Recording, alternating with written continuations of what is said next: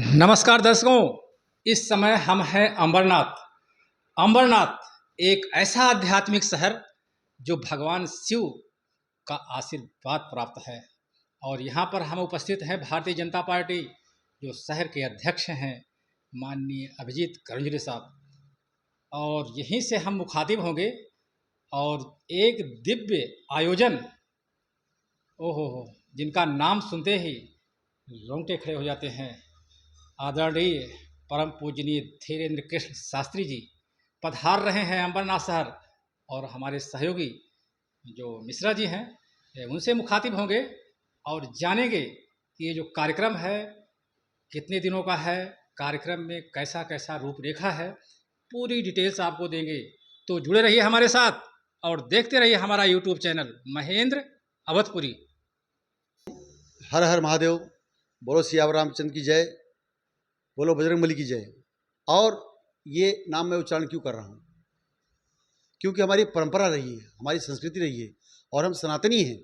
और हमारे बीच में एक जो नौजवान तेज तर्रार ओजस्वी तेजस्वी जो युवक बैठे हुए हैं, आदरणीय श्री अभिजीत गुलाबराव करंजे साहब, जो कि इस अमरनाथ शहर के भाजपा के अध्यक्ष हैं और अपने नेतृत्व में उन्होंने इतने सारे यहाँ पे सामाजिक उत्थान किए हैं, सामाजिक कार्य किए हैं।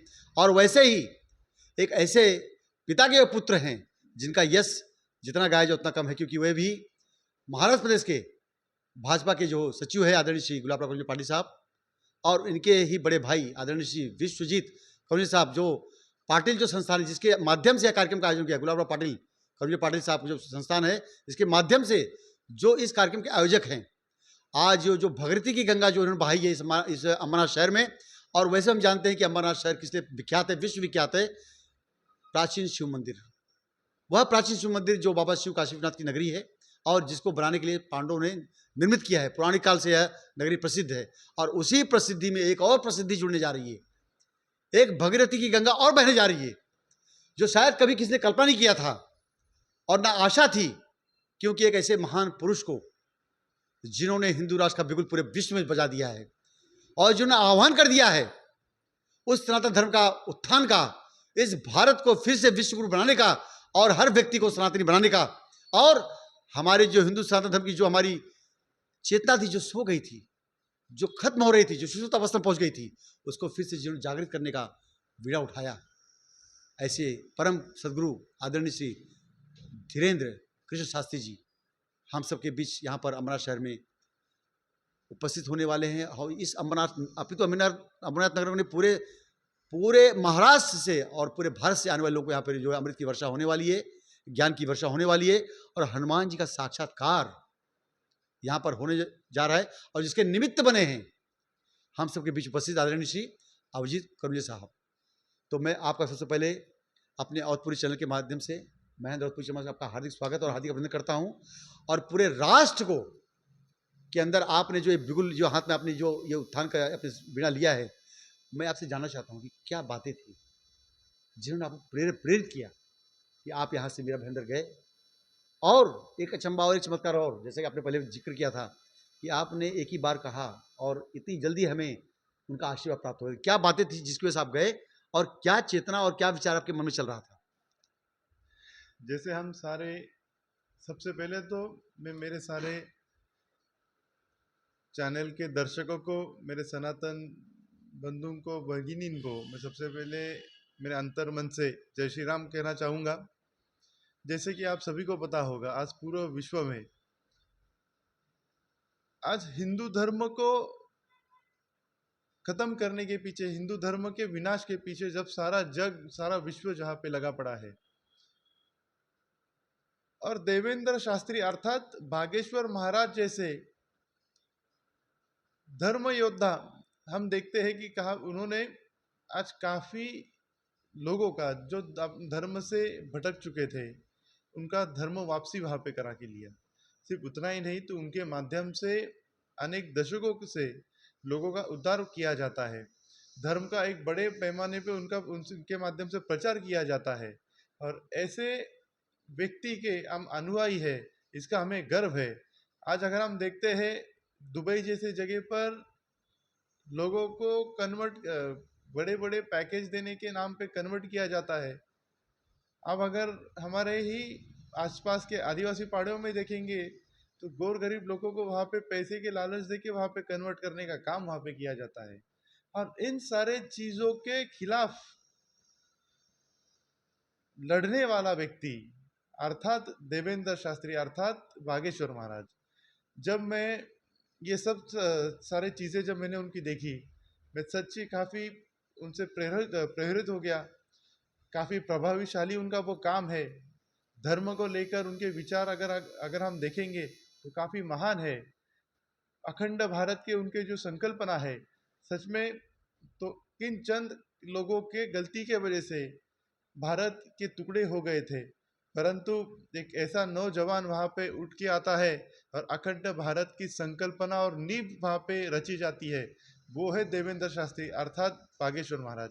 सच में मैं जब उनको ये सब चीज़ें मैंने उनकी जानी, मैं उनसे प्रोत्साहित हुआ था। मैंने उनको पहले बार उनको यूट्यूब और फेसबुक के माध्यम से तो देखा ही था। जब मुझे पता चला कि वो मई के महीने मार्च के महीने में मीरा भाईंदर के वहाँ उनकी भव्य कथा का कार्यक्रम वहाँ पे था, मैं वहाँ पर गया था, उनका मैंने दर्शन लिया और महाराज जी से उस समय मैंने विनती की थी कि मुझे आपका कथा आयोजन करने का मुझे अवसर प्राप्त हो तो मैं खुद को भाग्यशाली समझूंगा। मेरा सच में भाग्य ये अंबरनाथ नगरी का भाग्य कि महाराज जी ने खुद के उनके सेवक का मुझे फ़ोन आया और उन्होंने खुद के कहा कि महाराज जी ने आपकी अर्जी स्वीकार ली है और आपको ऐसा ऐसा दिन आपके लिए वहाँ पे अंबरनाथ के लिए दिया जा रहा है।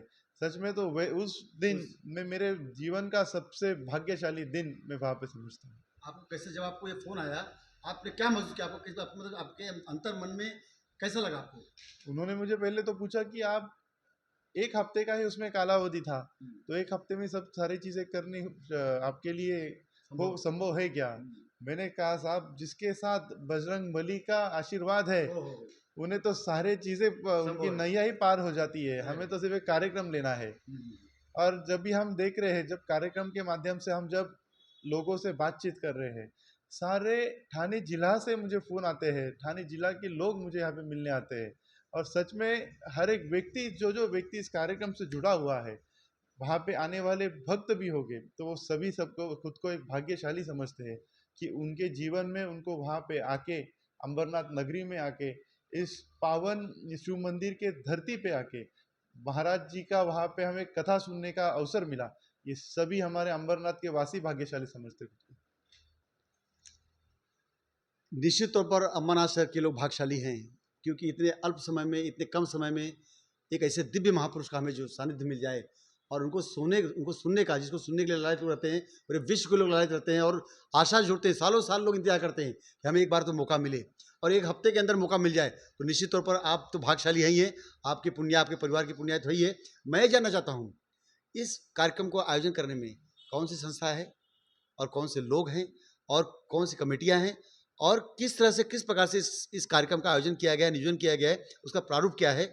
और उन तमाम लोग, क्योंकि आपके ऊपर एक पॉलिटिकल दायित्व भी है, आप एक पार्टी के जिसकी विचारधारा है राष्ट्र प्रथम।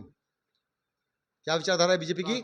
राष्ट्र से बड़ा कुछ होता नहीं है और राष्ट्र प्रथम, और उसके बाद व्यक्ति पक्ष आता है, फिर व्यक्ति आता है, व्यक्ति अंतिम अंतिम श्रेणी में आता है। और यहाँ जितने महापुरुष के चित्र लगे हुए हैं, आदरणीय अटल बिहारी वाजपेयी साहब, आप देख रहे हैं, तमाम जितने मैं देख रहा हूँ, हरिद्वार साहब और वीर सावरकर साहब, सुभाष चंद्र बोस जी, और यहाँ पर आप देखेंगे कि तमाम जो हमारे शीर्ष नेतृत्व हैं, जिन्होंने हमें बहुत कुछ दिया है और इस राष्ट्र को बहुत कुछ दिया है और आगे भी देने की उनकी संकल्पना थी।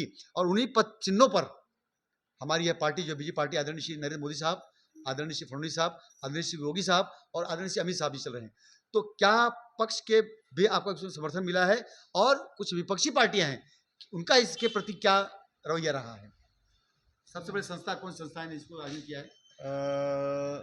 ये कार्यक्रम का आयोजन माननीय गुलाबराव कनुजुले पाटिल प्रतिष्ठान के अंतर्गत अंबरनाथ शहर में किया जा रहा है। इस कार्यक्रम में तो भारतीय जनता पार्टी का हर एक शहर का कार्यकर्ता उसके मन तन धन से इस कार्यक्रम को यशस्वी करने के लिए जुड़ा पड़ा है। अगर हमने पूरे अंबरनाथ में जब हमने जगह जगह पर हम गए थे, यहाँ पर जितने भी सनातनी धर्म के हमारे भाई है। जब हमने उनसे मीटिंग की, अलग अलग संस्थाएं हैं, विश्व हिंदू परिषद है, बजरंग दल है, हिंदू युवा वाहिनी है, फिर बाद में जैन समाज के मंडल है, अनेक प्रकार के मंडल है, मतलब 50 से 60 तक यहाँ पर ऐसे मंडल है जिन्होंने खुद से आकर वहाँ पे सेवाधारी काम करने के लिए हमें पूछा गया।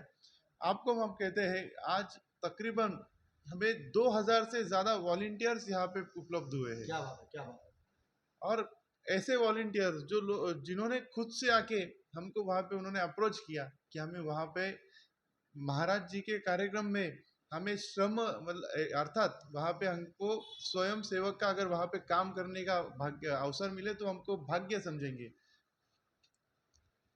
और एक मन में प्रश्न उठता है कि आप हमारा देश सनातन धर्म है और बहुत सारे मंचों पर आप देखते होंगे बड़े बड़े व्यास हजारों की संख्या लाखों की संख्या भीड़ में प्रवचन करते हैं। तो अन्य जो प्रवचन करता है और हमारे आदरणीय परम सदगुरु श्री धीरेन्द्र शास्त्री कृष्ण शास्त्री महाराज जी, उनमें और इन लोगों में आपने क्या अंतर पाया, क्या अंतर देखा आपने? क्योंकि निश्चित तौर पर जो मुझे जहाँ तक मेरा ज्ञान है, जहाँ तक मैं समझ पाया हूँ, ये पहले ऐसे धर्म गुरु हुए हैं जिन्होंने खुले मंच से और खुले मन से हिंदू राष्ट्र का आह्वान किया। और ये बातें अन्य मंचों से क्यों नहीं आती है? क्योंकि जो धर्म, यदि धर्म कहते हैं कि धर्म रक्षित रखता है, धर्म की रक्षा यदि हम करें तो धर्म हमारी रक्षा करेगा, तो ये भावना अन्य धर्म गुरुओं में क्यों नहीं आती? वो अपने धर्म प्रति इतने सचेत क्यों नहीं है? और जो कि धीरेन्द्र शास्त्री महाराज जी हैं, इस पे आपका क्या कथन है? सही मायनों में अगर आप देखोगे, आज गए अनेक वर्षों से जिन जिन महान व्यक्तियों ने धर्म का कार्य करने की कोशिश की, अगर शुरुआत से ले तो छत्रपति शिवाजी महाराज का हम उदाहरण लेंगे। धर्म का काम करते हुए अनेक कठिनाइयों से महाराज को वहां जाना पड़ा। छत्रपति संभाजी महाराज ने तो अपने प्राणों की आहुति दी। लगातार 28 दिनों तक उनको अनेक प्रकार से वेदना दिए गए, परंतु उन्होंने वहां पे अपना धर्म का कार्य छोड़ा नहीं। अगर आप देखोगे तो यही होता है जो पहले होता था, आज भी वही होता है। जब आप हिंदू धर्म का काम करने का प्रयत्न करते हो, पूरा विश्व आपके पीछे, आपके विनाश के पीछे लग जाता है। एक उदाहरण तौर पे आपको मैं देना चाहूंगा। जब 400 परिवारों का जो धर्म के राह से भटक गए थे, उनकी जब धर्म वापसी की गई, आप देख पाओगे एक अंधश्रद्धा निर्मूलन समिति नामक एक संस्था थी। एक अनेक प्रकार के वहाँ पे इस भारत में, इस महाराष्ट्र में अनेक प्रकार के अंधश्रद्धा की जाती है। कहाँ ऐसे दावा किया जाता है कि लोगों को वहाँ पे प्रेयर करके जीवित किया जाता है, कहीं चद्दर चढ़ा के जीवित किया जाता है। वहाँ पे ये अंधश्रद्धा निर्मूलन समिति जैसे संस्था जाते नहीं है। परंतु जब एक हिंदू धर्म का कार्यकर्ता, एक हिंदू धर्म का रक्षक वहाँ पे जाता है, जब वो धर्म का कार्य करता है, भटके हुए लोगों को वो सही मार्ग पे लाता है, लोगों को हनुमान चालीसा का पाठ करने का उद्देश्य देता है, ये सब चीज़ें ये इतर धर्म के लोगों को मानी नहीं जाती और वहाँ पे वो धर्म का विनाश के लिए, हिंदू धर्म के खिलाफ काम करना चालू करते हैं। वो सच कहेंगे तो सभी की बस की बात नहीं होती। खुले मन से ये सब आह्वान करना ये सभी की बात नहीं होती है। क्योंकि आप भी अगर देखोगे तो देवेंद्र शास्त्री जी अर्थात बागेश्वर महाराज, आज इनके चाहने वाले तो करोड़ों है, परंतु कोई हजारों लोग ऐसे भी है जो इनके खिलाफ काम करते हैं। मैंने एक काफी छोटा एक उदाहरण आपको अंधश्रद्धा निर्मूलन जैसे एक समिति का दिया। तो इन सारे चीजों को देखकर या फिर इन सारे चीजों की, इन कठिनाइयों को देखकर आज कोई धर्म का गुरु खुले मन से कुछ बोलने के लिए हिम्मत नहीं करता। तो आप एकदम युवा हैं और निश्चित तौर पर जब कोई युवा होता है तो युवा उसकी तरफ अपनी ओर आकर्षित आराम से हो जाते हैं, क्योंकि वह आकर्षण का केंद्र होता है। आप डायनेमिक हैं, आप डिसीजन मेकर हैं और इस शहर के भाजपा के अध्यक्ष भी हैं।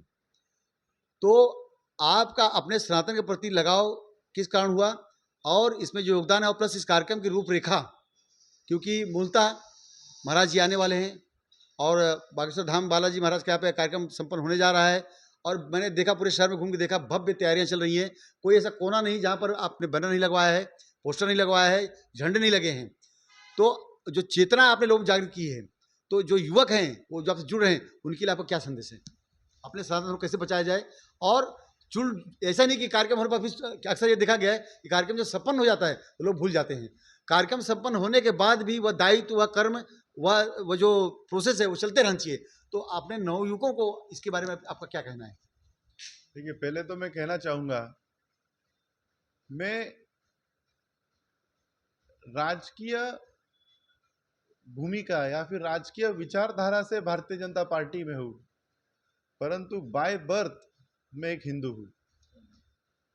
अगर हम देखेंगे भारतीय जनता पार्टी का जो एजेंडा है, सबका साथ सबका विकास, और सनातन धर्म की जो शिकवन, जिसे मराठी में हम शिकवन कहा जाता है, जिसकी हमें जो सिखाया जाता है बचपन से, शिक्षा दी जाती है कि हर धर्म की इज्जत करना, हर कौम की इज्जत करना, वही भारतीय जनता पार्टी, वही एजेंडा पे भारतीय जनता पार्टी भी चलती है। सच में तो मैं सारे नव युवक जो आज इस डिस्को और पब के चक्कर में धर्म से भटक गए हैं, हमारे विचार, सनातन विचार से भटक गए हैं, मैं उनको एक ही कहना चाहूँगा, आज पूरे विश्व में जब कोविड जैसा एक महामारी आई थी, भारत ही एकमेव देश ऐसा है जो कोविड से सबसे पहला वहाँ पे वो निकल गया, और कोविड में सबसे कम जाने अगर गई तो वो भारत जैसे देश में गई। अगर आपको सबको पता होगा तो 10वें शतक में सबसे पहले आक्रमणकारी भारत में आए थे। इन भारत में आए हुए आक्रमणकारियों ने कोई राजाओं के महल नहीं तोड़े, कोई बंगले नहीं तोड़े, उन्होंने सबसे पहले काम किया तो मंदिरों का विनाश करना वहां पे चालू किया। और अगर आप गौर करोगे तो जैसे जैसे इस भारत में मंदिरों का विनाश किया गया, वैसे वैसे इस भारत की दुर्गति चालू हुई। अगर आप ध्यान दोगे तो 2014 के बाद से भारत में एक बहुत बड़े पैमाने पर एक परिवर्तन हुआ, एक क्रांति हुई, और उसमें बड़े पैमाने पर भारतीय जनता पार्टी के सांसद जीत गए, और माननीय नरेंद्र मोदी जी वहाँ पे पंत प्रधान विराजमान हुए। माननीय पंत प्रधान मोदी जी विराजमान होने के बाद में उन्होंने इतर धर्म पे तो ध्यान दिया ही, परंतु सनातन धर्म के जो वास्तु अगर आप देखोगे जो पड़िक थे, वहाँ पे उनका उद्धार करना चालू किया, उनका निर्माण करना चालू किया। आज अगर आप देखोगे तो एक तरफ भारत प्रभु श्री राम का मंदिर का निर्माण कर रहा है, तो दूसरी तरफ भारत ये एकमेव देश है जो कोविड के 200 करोड़ वैक्सीन ये पूरे भारत में हर एक नागरिक को मुफ्त देता है। एक तरफ अगर हमारे यहाँ पे उज्जैन कॉरिडोर बन रहा है, तो एक तरफ ये भारत ऐसा देश है आज इतर देश को वो युद्ध की सामग्री भी दे रहा है, एक्सपोर्ट कर रहा है। एक तरफ ये भारत देश में 2014 के पहले सिर्फ 400 करोड़ का ये टोटल इंपोर्ट एक्सपोर्ट युद्ध के सामग्री का किया जाता था। आज भारत एक ऐसा देश है जो 16,000 करोड़ रुपए का एक्सपोर्ट ये भारत के माध्यम से जग को किया जाता है। मतलब अगर आप देखोगे जब धर्म टिकेगा तो ही ये देश टिकेगा। तो ये मेरे सारे नव तरुण भाइयों को, बहनों को एक छोटा उपदेश मेरे माध्यम से होगा, धर्म और देश अलग नहीं है। जब तक धर्म रहा तब तक ही देश रहेगी। अति सुंदर।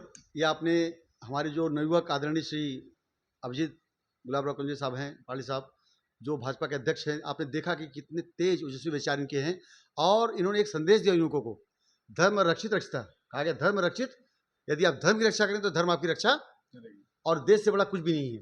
तो मित्रों, आज यह अमरनाथ में शहर ही नहीं, बिल्कुल पूरे महाराष्ट्र एक आनंदमय मंगलमय वातावरण छा गया है, और जब से गुरुदेव के आने की लोग कल्पना में खो चुके हैं और लोग बेसब्री से इंतजार कर रहे हैं, और फिर से सब लोग इस परिवार का, आदरणीय श्री गुलाबराव पाटिल साहब का, विश्वजीत साहब का, और आदरणीय श्री अभिजीत कुंजे साहब का तहे दिल से धन्यवाद प्रेषित करते हैं।